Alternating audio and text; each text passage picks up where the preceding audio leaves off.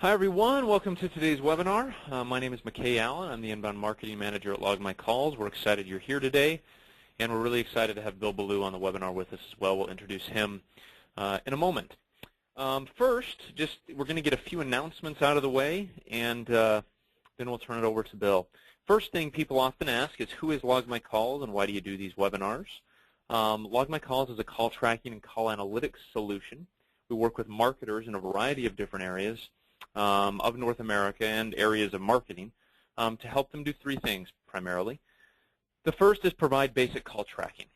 So we can tell marketers which ads, campaigns, keywords, searches, whatever, generated phone calls. So that allows you as a marketer to know which campaigns to spend more money on and which campaigns to pull back on. The second thing we do is we record calls. That's useful if you're an agency. That's really useful for your clients. It's a value add that you could provide. Or if you're in the marketing department, that's certainly a value add you could provide your sales team or your various locations if you have multi-locations. And then the third thing we do, and this is really what makes us different, is we actually analyze the content of phone calls using speech recognition technology that we've developed and included in our packages at Log My Calls to analyze the calls. So we look for phrases and keywords that would indicate what happened on a call. So for example, we can tell you which ads, campaigns, and keywords generated phone calls, as I said, with call tracking, but we can also tell you which ads, campaigns, and keywords generated appointments or sales or reservations. We can tell you which ones are good leads versus bad leads. We can tell you which agents have the highest missed opportunity rates and which campaigns have missed opportunities. We can even provide a list of missed opportunities. So these are leads that were good leads on the phone but didn't end up converting to an appointment or a sale or a reservation or whatever your preferred method of conversion on the phone is. And we can even provide sales skills data. So did your agents ask for the business? So if you're an agency, you can actually provide this data to your clients. So we're talking about really in-depth call analytics, not just very basic sort of call tracking. Did this campaign produce a phone call?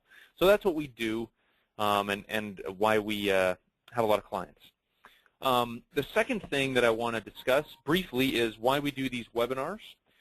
We host about 1 to 2 webinars a week, and these webinars have been a really great content marketing tool for us. I know Bill's going to talk about content marketing today. These webinars have been a great thing for us. We do a couple a week. We post the recordings in our webinar library, logmycalls.com/webinar, and it's been fantastic. We've done webinars with companies like Unbounce and Yext and Inside Sales and Ballyhoo and experts like Tim Ash and Bill today and Dick Reed yesterday. So really, really high quality content. And I encourage you to come here and check out a lot of our webinars. There's about 180 hours, 180 webinars of free content in our webinar library. So please come and check that out. And then finally, we do have an end-of-month special going for August. If you come to our pricing page, you see that we have trials. Our $69 account comes with some very basic conversation analytics, as does our performance, comes with more. Instead of just a 15-day free trial this month, if you sign up before September 1st, so at the end of August here, we're going to double that trial period to 30 days. So you have 30 days to test it out before you get billed. So I encourage you to come in, test it out, try it out, and see if it works for your business. And as always, we stand ready to show you the platform. So with that, let's talk about today's webinar. As I said, we have Bill Belew joining us today. Bill is an expert, content marketing expert. He actually teaches content marketing and social media marketing at graduate schools in the Silicon Valley. He's been featured by Google because of his content marketing acumen. Bill's going to provide a presentation that's about 35 to 40 minutes long, and then we're going to take questions. We encourage you to type your questions into the little question area on your screen there, and Bill will answer your questions as soon as his presentation is over. So type your content marketing questions in. Right now what I'm going to do is I'm going to give control of the screen to Bill and allow him to take over. In the meantime, while he's getting his screen up and ready, I want you to type in the question area where you are from and which company you're with, and yeah, just know we're excited to have you here today. So in the question bar, type in where you're calling from and which company you're with. So, Bill, go ahead. Thanks for I joining think us I have today. it. I think I have it. Are you able to see me? Yeah, I can see you and I can hear you, so that's a good thing. And we're getting people typing in where they're from, and so we've got people from Knoxville, Santa Monica, Toronto. So yeah, we're Bay excited Area, to have San everybody on the Jose, phone. where I'm at. So are they here in Bay Yeah, Area? you're in San Jose, and I'm in Utah, so we're all over the place. So yeah. So, Bill, thanks for joining us today. Go ahead whenever you're ready. Okay, here we go. So thanks to Log My Calls for inviting me. Thank you, McKay, for putting me in a deep pile of very high quality people. I'm sincerely humbled. I don't know if I belong in this pile, but I promise I'll give you my best effort. You've asked me how to teach people how to beat anybody in any niche in content marketing, and that's what I'm going to do. I'll give you, at some point in here, I'll give you 5 very practical steps. Do these 5 things and do them well. Do them the way I tell you, and you'll be able to beat anybody in any niche. And I know that to be true because I've done it before. And I not only was able to do it, I was able to repeat it, and then I could repeat it again, and then I could repeat it again. So if somebody does very well one time, we call it lucky. If somebody does very well twice, we call them really lucky. But if they're able to repeat the strategy again and again and again, and then if they can teach others how to implement the strategy, then we know we're getting somewhere. But when the teacher can teach somebody and their students can teach other people, then we know that it actually works. And so that's where I'm headed here. I want to share with you all a measurable marketing strategy. In other words, if we do this much work, we will be able to see this kind of result. You know, we can actually predict the ROI. We can say, oh, I spent this many hours, I got this much money, this is how much I made for my effort. And we can decide whether that's worthwhile or not. So that's where I'm headed here with the measurable marketing strategy. And in the course of this, I will give you the 5 steps that I think are absolutely critical and effective for winning at any niche, in any niche. So measurable marketing strategy, we're going to start off by allowing me to give you some definitions that I use. Now, I get it. People don't agree with me, and that's okay with me. When it's their turn to do a webinar, they can say what they think. I'm not trying to be right or wrong. I am trying to give a context for why I say the things I say and why and how I use words so that people can understand what I mean. So online marketing, I've come up with several different ways to do an online marketing strategy. And of course, one that we're very familiar with is search. McKay was very kind to point out that I spoke up at Google. Google has a Talks at Google series. They have a musicians at Google's, authors at Google's. And I was invited to go up to give a Talks at Google at the search engine giant's house. Mountain View is probably less than 10 minutes drive from my house. Another 1.5 miles in a different direction is where Yahoo is. 3 miles in another way is where Apple is. And then if I continued on my road to Google, another 12 minutes, that's where Facebook headquarters is. And I can throw a rock and hit LinkedIn's new headquarters from the supermarket where I walk to almost every day to buy stuff. So I'm living right in the single very heart of Silicon Valley. If you took a little thumbtack pen and stuck it on a map, you would likely hit my house or something very close to that. What that means is you can go to Starbucks and there'll be algorithms laying on the floor because people eat, sleep, and drink this kind of thing. Eat, sleep, and dream this kind of thing. It's just all over the place. And so search engines are a legitimate way to do online marketing. So you got Google, and believe it or not, Google is not the only search engine. Of course, it's the biggest, but it's not the only one. And that I work with in Australia. They sell rail passes for people from down under going to Japan and other places. And they almost split their traffic between Google and Bing. So, wow, Yahoo is still the largest portal for people online in Japan. So if all you care about was Google, you're missing out on 80 million Japanese people who go online every day. But be that as it may, the search engines are a legitimate way to try to do marketing online. And where I'm headed here is as simple as if you throw enough money at Google, they will place your keywords in a prominent position so that when people search it, they will land on it. Or it will show up in the search engine results, and there you are. And if your potential customer is inclined to click on the shaded pink area or the tall towers on the right that they know are placed ads, then it will perform for you. And indeed, you can throw enough money at the search engine to where you can buy a prominent position to where eventually enough people will click on that or click through on that they will buy something from you, that it will justify how much it costs you to get to that position. Now, you have to add all those numbers up, and you have to add up the time spent, the salary spent, and everything that went into that effort to get you there, and decide whether that was worth it. And enough people do that. I have talked to tons of people, and I don't know anybody out of the at least 3 figures, and I didn't talk to 1,000 people, I talked to more than 100 people, a couple hundred people. I don't know anybody who's made money at it. They've thrown money at Google, and it just didn't pan out for them. If you have deep enough pockets, if you have a long enough persistence that you can endure until you make the climb and get the results, you can eventually make some money at it. Or you can eventually get to the point where you're starting to make money. Then you have to keep going until you broke even, considering all the investment in time and money to that point. And then you have to continue on past that in order to get into a profit situation. So it'll take you, it can take as long as 18 months, if not longer, before you finally are in a profitable position.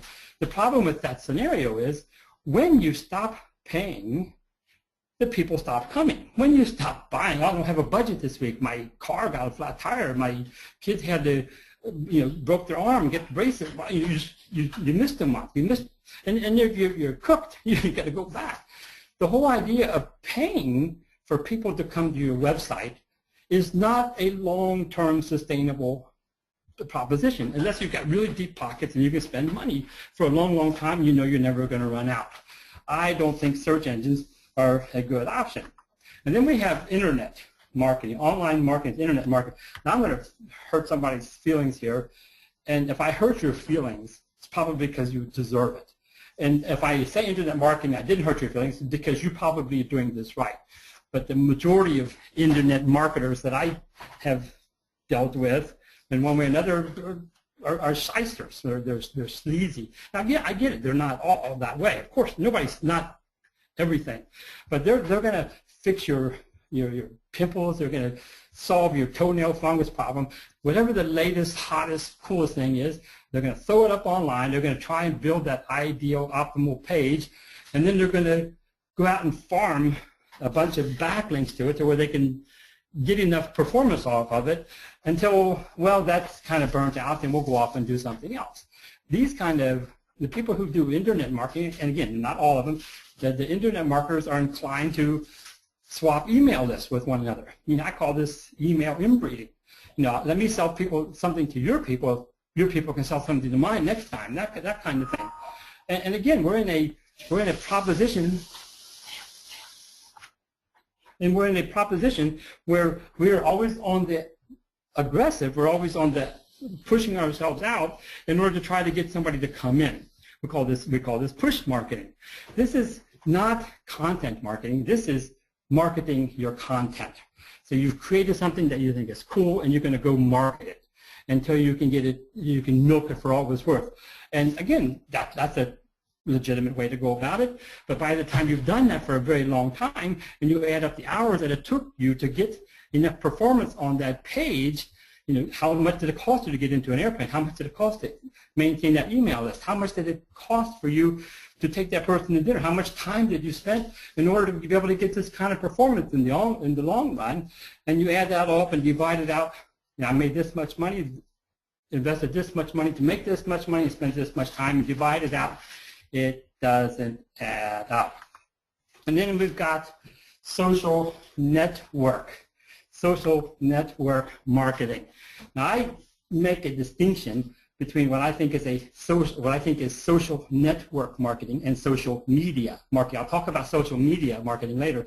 Social network marketing is when I get into the social networks and I try to market my content or market my product or market my service, which is usually enveloped or in the context of content.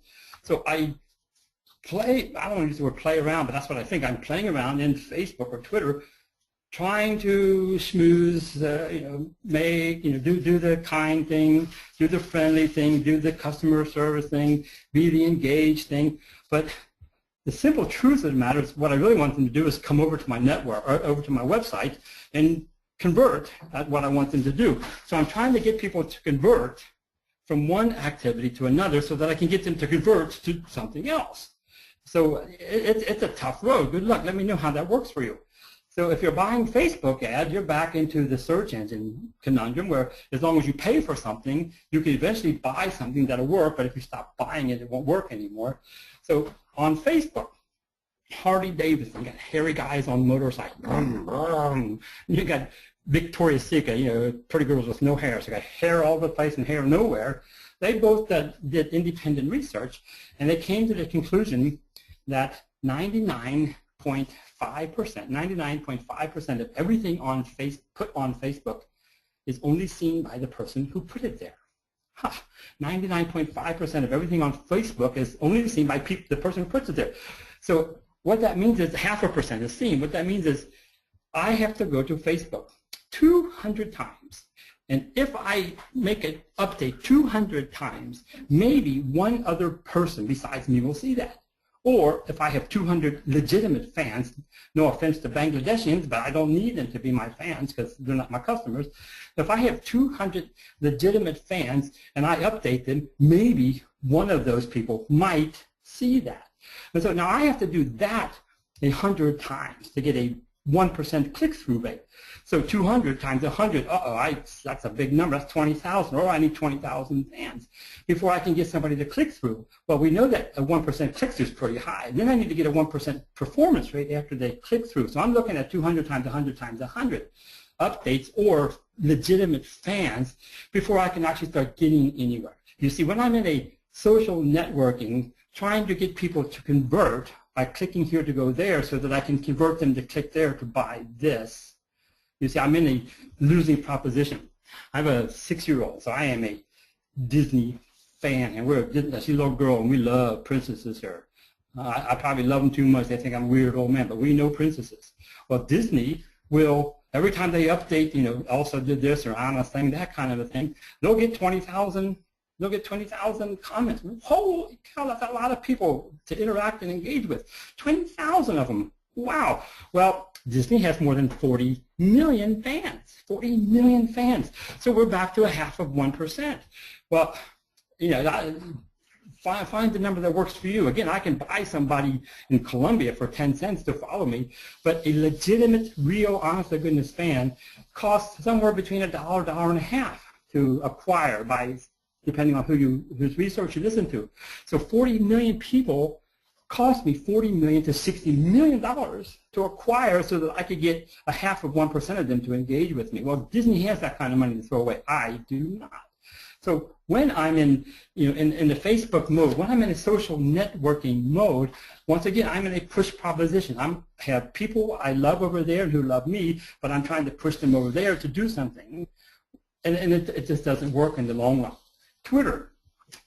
So I wrote an article for an online journal that get read really well, and lots of people read this article, and they're really good, and they got a good reputation. I spent some good time. It was a good, long, well-researched article kind of thing, and 600 people, a little bit more than that now, retweeted that.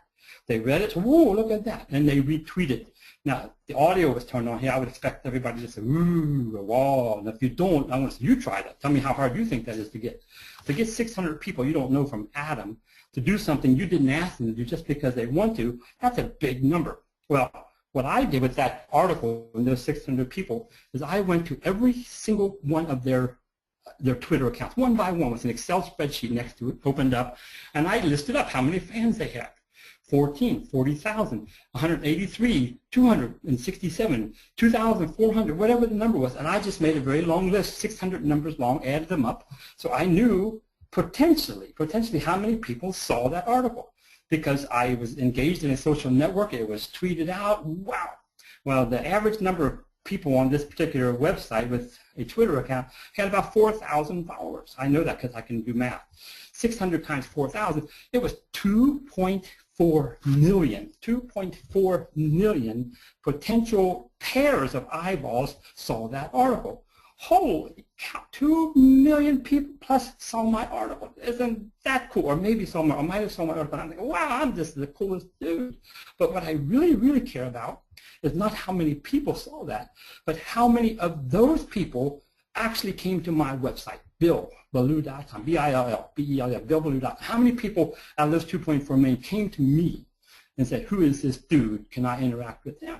Well, if I could get 1% of them, it would have been 24,000. Didn't work. If I could have got 1/10 of 1%, it would have been 2,400. Didn't happen. If I could have got 1/10 of 1/10%, it would have been 240. That didn't happen. If I could have got 1/10 of 1/10 of 1/10 of 1/10%, 24 people. I would give 24 people. It didn't happen. 18 people. 18 people out of those potential 2.4 million came to my website. And I know that because I tracked it through analytics. I could check the dates. I could see the referrals and all that sort of. You say, well, when you're on Twitter trying to get people tweeting to come over here and do something, when you're over in a social network trying to get people to convert so that you can get them to come somewhere else to convert, you're in a losing proposition. We call that push marketing. We call that outbound marketing. We call that marketing your content. And make no mistake, you can make money at it, but it's a long, long, hard road. And when you stop pushing, it stops working. So inbound marketing, inbound marketing. Here is a fundamental law of the internet universe, is it is cheaper and more cost effective for people to find you than it is for you to find them. It is cheaper, more time and cost effective for people to come find you than it is for you to go find them. Pull marketing will always beat push marketing. Pull marketing will always beat push marketing. It just does. Now here's a screenshot. I don't know how many people recognize this old site meter. This is back before Google Analytics was so ubiquitous, but we get the idea. So February of 2006, this is back when Facebook still had the in front of it. So the sites this particular site was about the business in the Pan-Asian region. I lived in Japan for almost 20 years. So I earned the right to make commentary on business in Japan and business throughout the Pan-Asian region. And so March of 2006 is when we founded the site. February of 2006, it did not exist.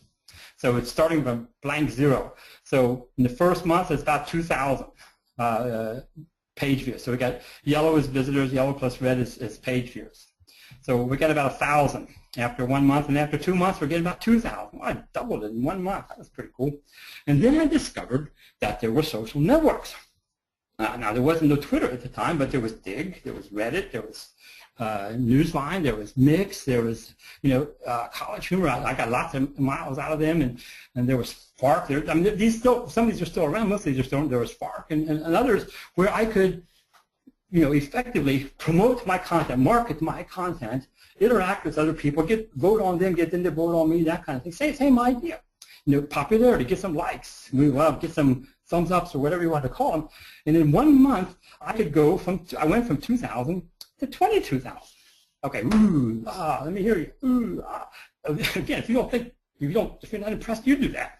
So multiplying how many people came to my website by marketing my content, I multiplied it 11-fold. What is that, 1,100% or something like that? That's a lot of people. Well, the simple truth is I'm not very smart, but sometimes I am.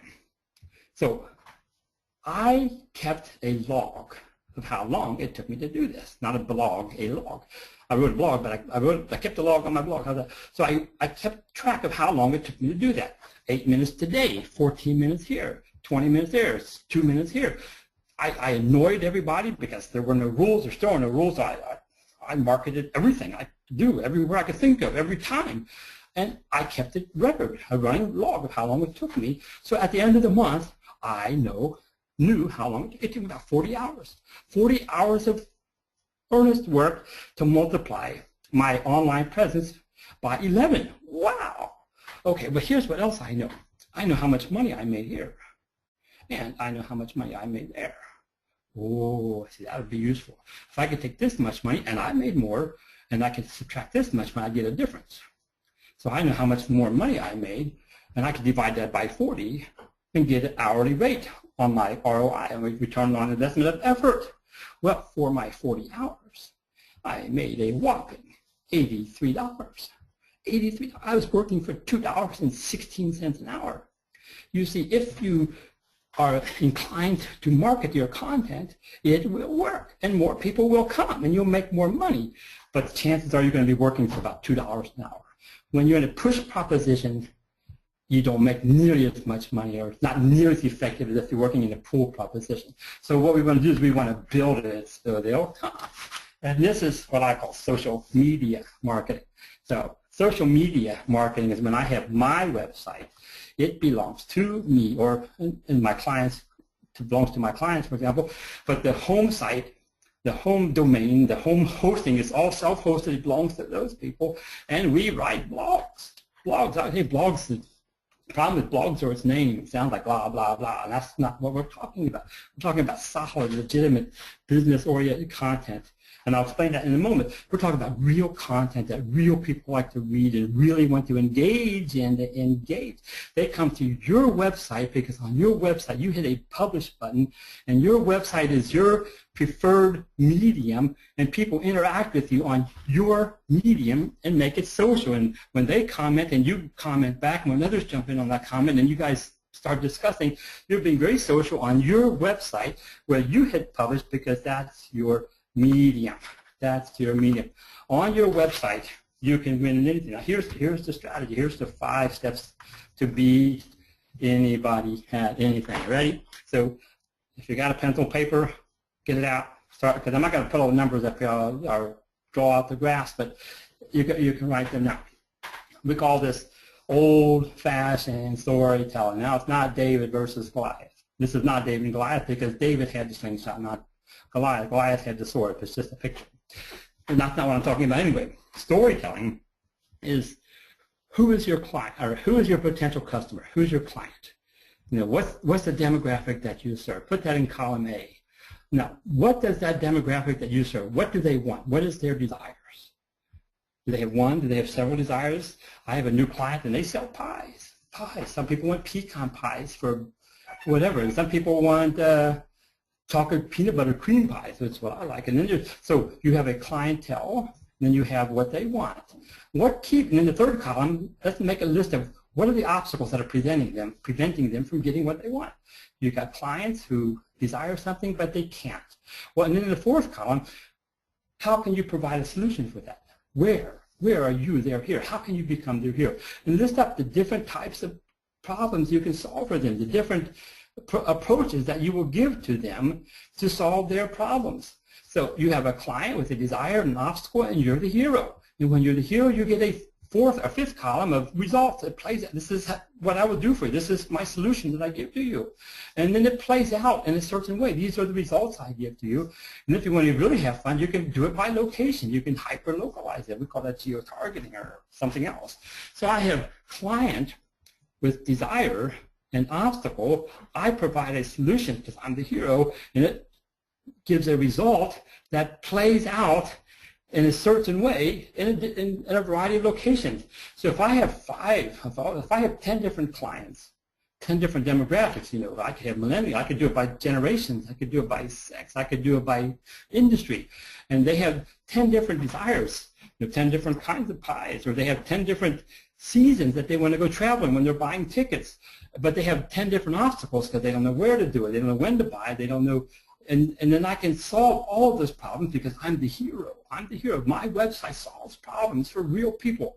And when I solve those problems, they get this kind of result. It plays out for them in this way, in this location. So I have 10 times 10 times 10 times 10 times 10 times 10 different stories I could tell. And every one of them stories, I'm the hero. I'm the hero. Now, I'm not trying to, you know, chest thumping, you know, strutting hero kind of a thing.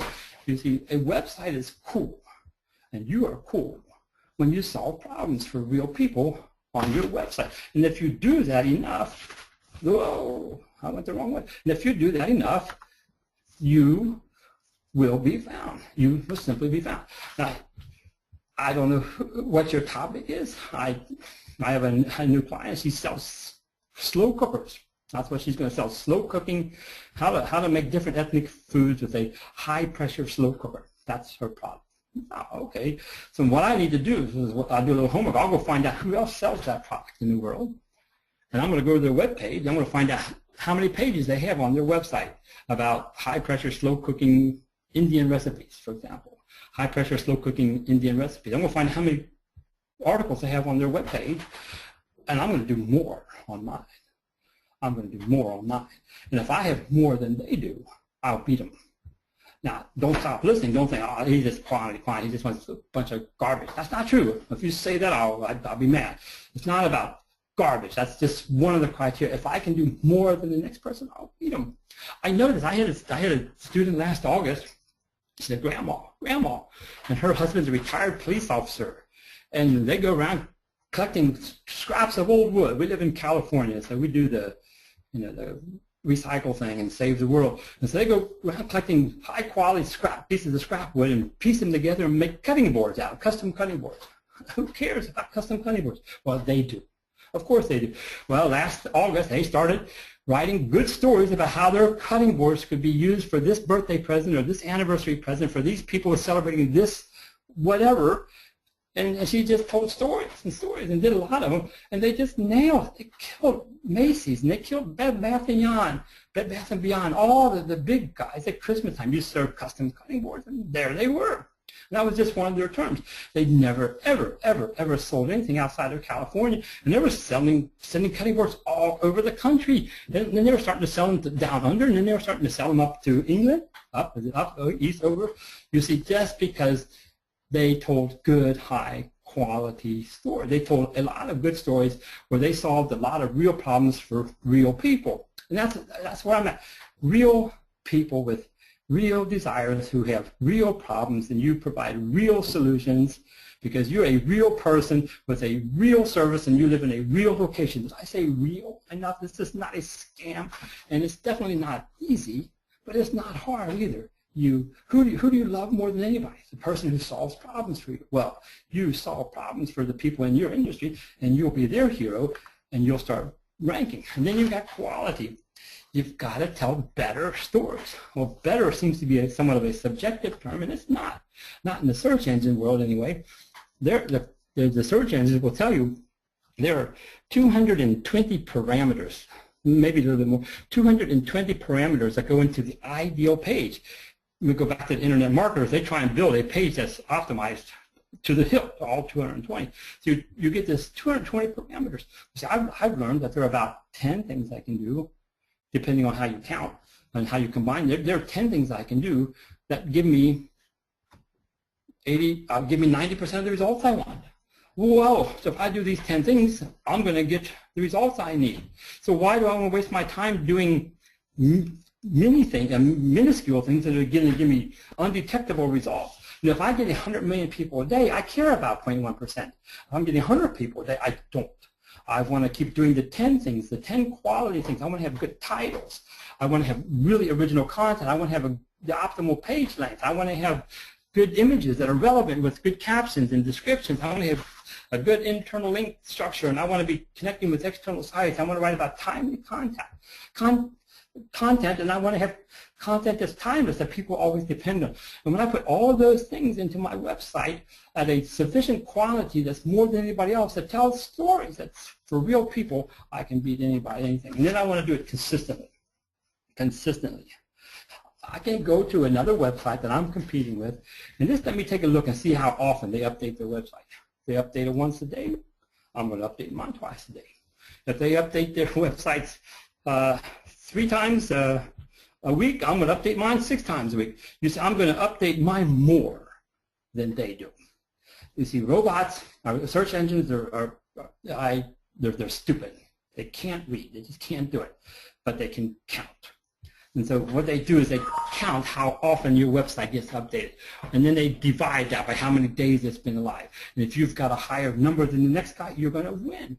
Now, if I have higher quality, if I have got better titles with more consistent length in my characters, see, if I got better means can I count? And if I have more, it's more, it's more, it's more, and it's better. And better is qualified by, do I have more of what is more essential? So if I consistently update my website more than anybody else, I can beat them. And then the last one is going to be longevity. Longevity. Everybody gets tired, except for McKay. He's half my age. It takes him twice as long to get as tired as I do. Or I get tired twice as fast as he does. I don't know, but everybody gets tired. All the tough people in the world get tired. Your customers get, not your customer, your competitors get tired. Make no mistake that people get tired. They run out of ideas. They just don't feel like they want to take a vacation. Everybody gets tired. When your competitor gets tired, don't get tired. Keep going and you'll beat them. When they stop updating their website, you keep updating, you'll beat them. When you keep adding quality content that solves real problems at a consistent pace long beyond when your competitor does, then you'll outrank them, because search engines can't read. They can only count. So they count how many days has it been since this last update, and the more recent equals more relevant. That's not always true, but they can't make that determination. So more consistent, more recent equals more relevant equals higher ranking. You do these 5 things on your website in your niche topic, and you can beat anybody at anything. I know, because we've done it a bunch of times. And at the heart of it, of course, is content. Content. There's a new SEO. It's not about tweaking the back end. It's not about none of those things. The new SEO is creating good content that real people like to read, that solve real problems in real locations, but also can be found by a robot. There's a little robot sitting on your shoulder looking for the stuff, and he or she is getting smaller and smaller. So there's people sitting in different rooms with whiteboards all over their walls, and they're eating curry maybe, I don't know. And there's people sitting everywhere, all over the world, trying to figure out what Google's going to do next. They're just trying to, people sitting in the room, what's Google going to do next? Well, I was just up at Google yesterday showing a friend around, and there are people sitting in rooms at Google trying to figure out what real people are doing. So you got people trying to guess what the robot's going to do next, and the robot writers are trying to figure out what real people are doing next. And they just keep missing each other. That's just write good stuff. Write really, really good stuff that real people like, and do it consistently well over a long period of time, and you will be found. You just will. So the 220 versus 20, I'll give you a freebie. So people go to search engine conferences that pay $1,200 to learn how to write titles. A title of your next page or a title of your next post is going to be about 60 to 70 characters long. 60 to 70 characters long. Do a search. When you do a search, you'll see the results with a ... And then count from the dot. Go backwards. Count before the ... It's going to be somewhere between 60 and 70 characters. Anything shorter than that, and you're missing out on being found by that space there. So the average search, 75% of all searches are 3 or 4 word keyword phrases, not 1 or 2 word, not 1 word keywords, 2 word keywords, 3 or 4 word keyword searches. 75% are 3 or 4 word searches. And so if I have 60 to 70 characters and 7.5 characters per word, I've got about 8 or 9 words. 8 or 9 words I can put in my title. Avoid prepositions, avoid articles, avoid adjectives, avoid adverbs, avoid stuff that people don't put in search engines, but make it readable, make it make sense. So if I have 9 words in my title and people are searching for 3 words, I have 9 times 8 times 7 times 6 times 5 times 4 times 3 different variations that people could put into a search engine box, plus their derivatives, and still be able to get found.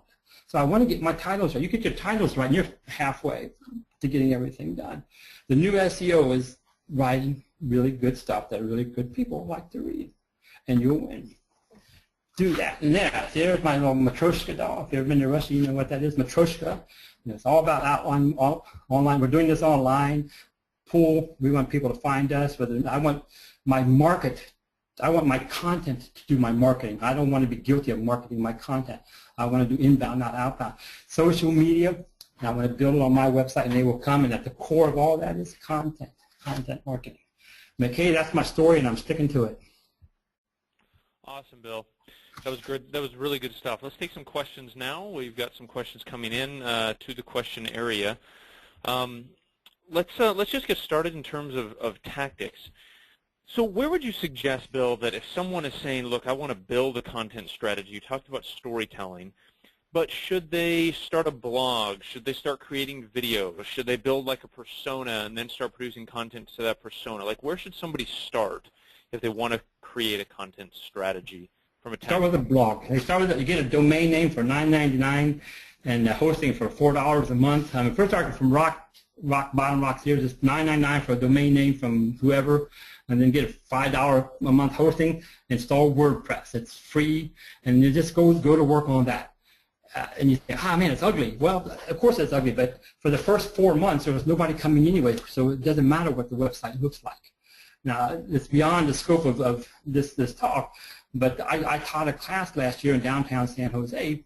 I had 40 students, and it was an MBA level, 48-hour class, and I just yelled at them every week saying, publish more, write better, write more. I preached this, and I just broke it down into how to do that. Well, after 4 months, my better students in a variety of niches, one did health and nutrition, one did food, one did travel, one did entertainment, one did soccer, I don't know, whatever it was.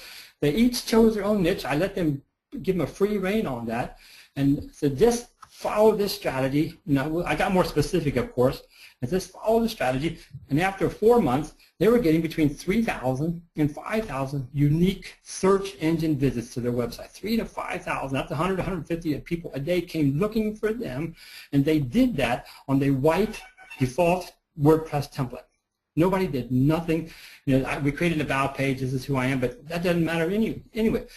About 80%, 90% of all websites, 80% of all websites are abandoned within the first 3 or 4 months that they come online. People create something, so I'm going to go make $1 million, and the search engines rarely index a website. I mean, you can find it if you look for it very, very specifically, but websites are not given priority in the rankings for the first 3 or 4 months because by experience and by counting again, they're going to be abandoned within 4 months, so why should they claim a high-ranking space? Does that make sense? So just create a blog. If you have an existing website, integrate a blog into it, and just start building good content on there. And at the bottom of that content, you want to have a clear call to action because your blog updates is what's going to be found the most often. And at the bottom of that, you can have a call to action. Now, you mentioned the videos. Videos are fun. People like to watch videos, and they go to YouTube and they search and they find videos. But it's similar to a social networking marketing strategy where you got people over here watching this, and you want them to come over here and read this so that they might click here. So I've got to do a conversion to get the opportunity to make a conversion. It's a very, very tough road to call. Perfect. Yeah, that makes a lot of sense. And to back up something you said in your presentation itself, you have to write enough to move the needle. Like, you can't, if you think you're going to blog once every 2 weeks and that's going to change the world, it's just not. You've got to write enough content to move the needle for the algorithms and to let them make sure they know you're there. Right. We had an experience about a year ago where no one was really reading our blog. We were writing probably once a week, so we started writing 3 times a day. Yay, I love you. Yeah, and immediately we got huge increases in traffic, and that's impacted the organic traffic to our site as a whole. So, absolutely. Long story short, you have to write enough to make it matter. Right. Well, I have a friend that I met back in March of '06 who absolutely does not care one iota of what I talk about. He doesn't care. He's a lawyer. He does business with people trying to open up shop in China, that sort of thing. He ignores absolutely everything I say. He writes about once a day. They're really long, wordy, no image article. Blah, he just goes on, and he gets about 10 or 12,000 visitors a day by completely ignoring everything I said. 12,000 people coming to read about Chinese law. It took him 8 years. 8 years. Now, if you've got 8 years, just plow away. It'll work. That's right. But who's got 8 years, right? We don't. I'm looking more like I want to see the needle move within 4 months, and I want to start getting some results within 7 or 8 months, not 8 years. Exactly. Right. Well, and that's another good question is, and we get this a lot, and I think you just answered it, is if you've hired an SEO firm, how long should you give them before you see results? Because, you've got to be patient enough to let the process work, but at the same time, I mean, if you keep paying your bill and nothing's happening, at some point you're being stupid. Well, first of all, I would never hire an SEO firm. If you hire an SEO firm, and that's an overgeneralization. That they're going to try and do some sort of backlinking strategy. They're going to claim to be doing some sort of internal blah, blah, blah. And you don't really need that. What you need is a good content marketing person, which is what I call the new SEO. You want people creating good stuff for you. And if they do that, of course, it all depends on the starting point, and it depends on the size of the market. But I'll go back to the case studies with my students. They started from flat zero, and then 4 months later, there are 4,000 or 5,000 people showing, right? So, but for the first 4 months, there was nothing, and they're thinking, man, my professor is an idiot. I can't believe how hard he makes me work, and we're not seeing any results. And then all of a sudden, it climbs up out of the sandbox. So they need a good 4 months, 5 months of rock-solid content. You go back to all of my calls, when you started writing 3 things a day, go back and see how long it took before it started kicking in.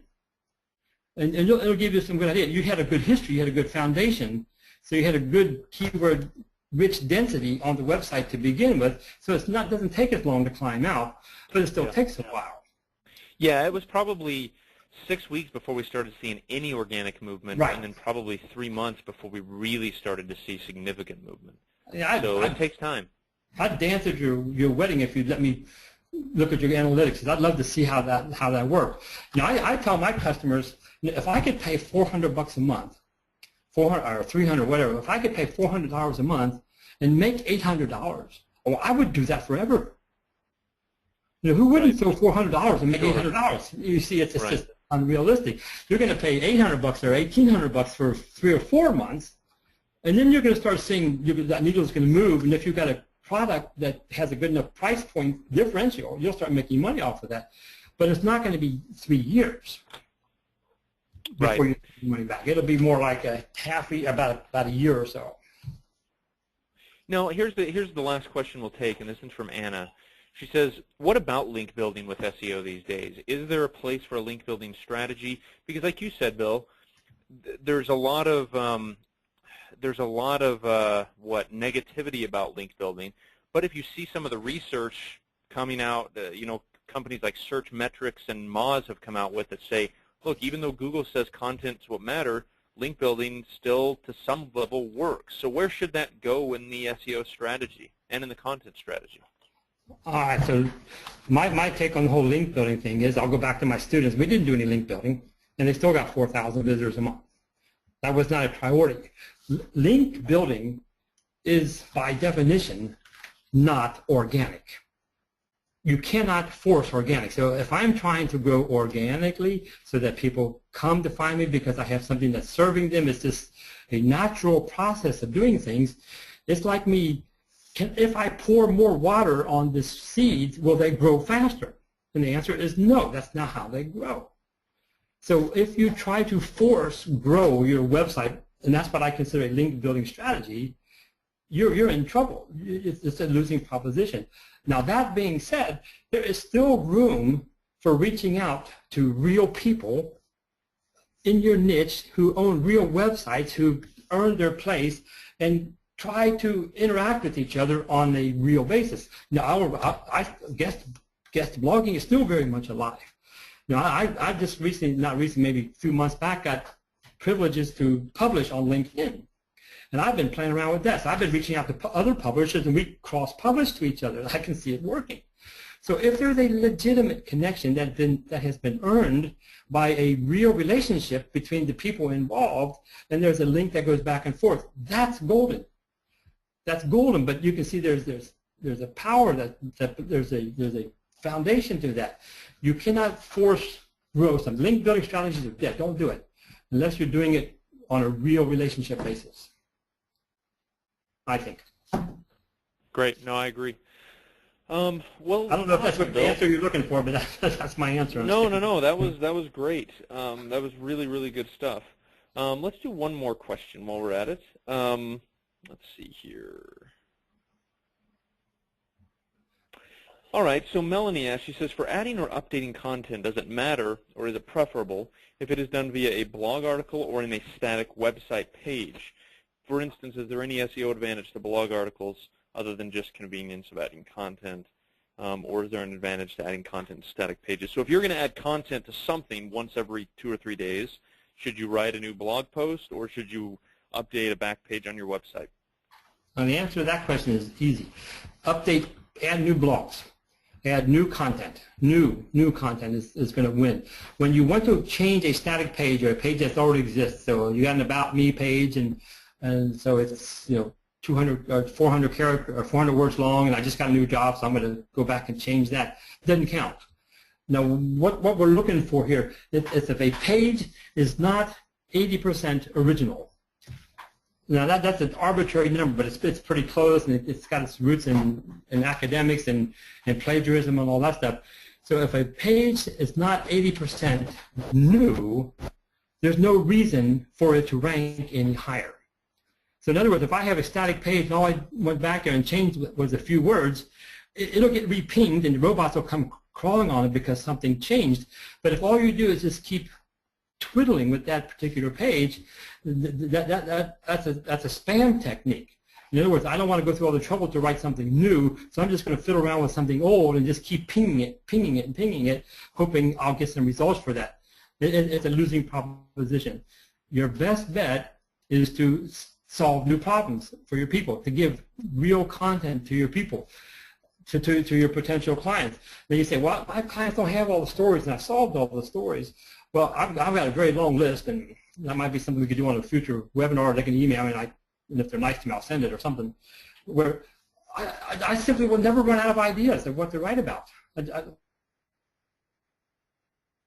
your topic, there are professionals in your topic. There are specific locations in the world where whatever it is you do performs better than other specific locations. You see, and I can write about those things. So not only am I solving the problems, that's the meat of my website, but giving a historical and a modern context for why my topic is relevant. There's a deep well of ideas to write about there. So I'm working with this client again. I mentioned that they're selling rail passes for people down under who want to go to Europe, right? So how do I buy a rail pass? Well, so I could take the words rail pass, Europe rail pass or something, and I could drop that into a Google News alert, for example. And every time something changed in that world, I would be notified via that news alert. Well, that's something to write about. So what does my topic have to do with what's going on in the world? What does what's going on in the world have to do with what's going on in my topic?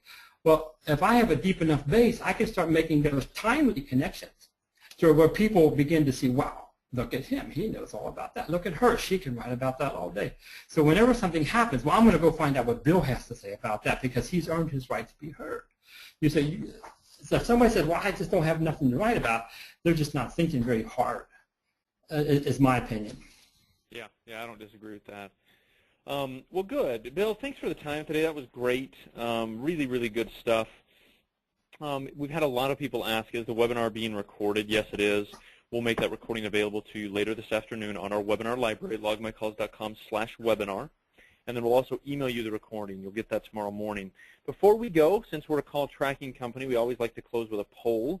Just want to see if you use call tracking and how frequently you use call tracking. So you'll see the poll on your screen. Just type that in if you would. It just gives us an idea as to who's attending the webinars and demographics and that sort of thing. So please type that in, and that'll help us provide better content in the future, frankly. So, Bill, any last thoughts before we conclude? I'm not seeing the poll. Did you take the screen back? Yeah, the poll is up on the screen. People are answering it, so it should be up on the screen. Okay, you may not be seeing it. I'm not seeing it for some reason. I don't know what happened to me. So, no, I'm good, McKay. I hope I didn't come across too strong. I know I do that sometimes. No, I think it was great. Bill, thanks for your time, sir.